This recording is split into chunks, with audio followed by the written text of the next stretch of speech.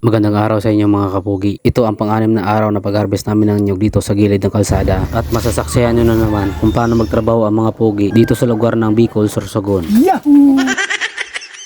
Isa na naman na napakagandang araw sa atin mga kapugi. Kung napapansin nyo ay mayroong nakatambak dito na bunga ng nyug ay galing ito sa itaas ng bundok na ipinagulong lang namin papunta dito sa ibaba. Kung hindi nyo pa nakita kung paano namin ito ginawa, hanapin nyo lang sa aking page ang pang-5 araw namin ang pag-harvest ng nyug. Habang wala pa dito ang aking mga kasamahan ay unti-unti ko nang inaakyat ang iba nito para meron na ako dito mabubunutan. Dahil ang iba kong mga kasamahan dito mga kapugi ay nag-harvest na doon sa gilid ng daan at ang nagbabalat ng nyug doon ay ang aking biyanan. Kaya solo muna ako pansamantala dito mga kapugi. Tapos dumating na dito ang pinsan ng aking asawa para hakutin ang mga nyug na aking nabalatan at dadalhin ito sa tabi ng kalsada. Kung ilan lang ang kaya niyang bubuhatin, yun lang ang kanyang dinadala. At ipinagulong na dito ni Tio ang iba pang mga nyug na naka-stack doon banda sa itaas at nilagay na nila dito pa unti-unti sa aking harapan para ito ay mabubunutan na. Tamang chill lang tayo sa pagbubunot mga kapugi dahil kung bibilisan natin ito, mabilis tayong mapagod at mangalay ang ating kamay. At dumating na dito si Bianan at malapit na rin dito ang mga nagsusungkit ng nyug. Tapos ang mga nakukuha nilang nyug ay sinasama na rin nila dito at dito na rin nila tinatambak at tamang alalay din tayo sa mga naghahakot dito ng mga nyug. Sobrang bigat din ito mga kapogi. Hindi kaya ito ng isang tao para buhatin at ilagay ito sa kanyang likod. Ganito ang ginagawa ng mga pogi, tumutulong sa mga nangangailangan. Huwag ka na kumontra. Kung gusto mo maging pogi, tumulong ka rin. Siyempre, kailangan din natin mag-relax ng kaunti habang kumakain tayo dito ng ice candy. Habang nag-iisip kung ano mga hinaing natin sa buhay. Pero hindi ko na iniisip yun dahil kung iisipin natin ay mapapaisip tayo sa mga iisipin natin.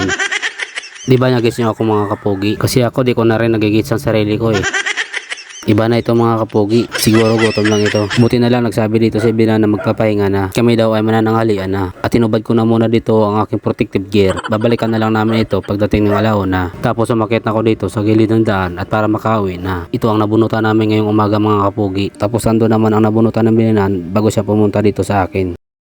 Pagkatapos namin magpahinga ay sasabak na naman tayo ulit sa gera at sa sobrang pagmamadali ay natalisod pa.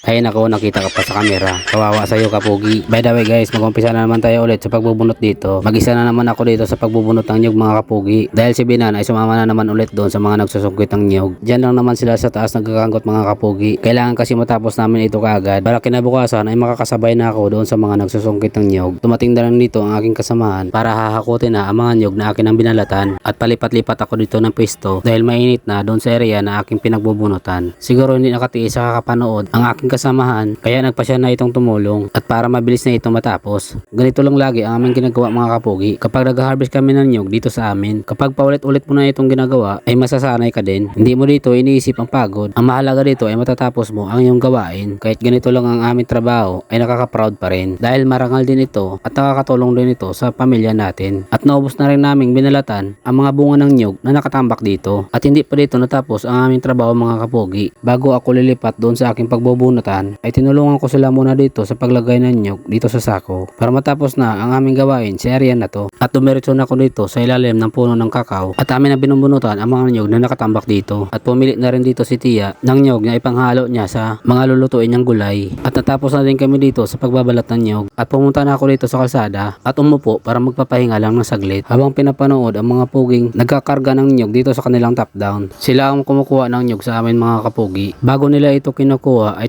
tinitimbang na nila ito sa gilid ng daan dahil may dala sila ditong timbangan at nang natapos na ako magpahinga dito ay sumunod na ako doon sa itaas para sila dito ay tulungan dahil ito na ang uli naming tambak na aming bubunutan. Shoutout pala dito kay Tonjoy Vlogs na taga Caloocan City, kay Rene Malto na taga Oriental Mindoro, kay Chris Ann na hindi ko alam kung taga saan at sa dating kong katrabaho na si Dexter Chua. Shoutout sa inyo mga kapugi at hindi na namin dito tinapos dahil kami ay magpapahinga na. Babalikan na lang namin ito kinabukasan kaya hanggang dito na lang muna ang aking video mga kapugi. At sa mga nakaabot dito sa dulo ng aking video, maraming salamat at God bless sa inyong lahat.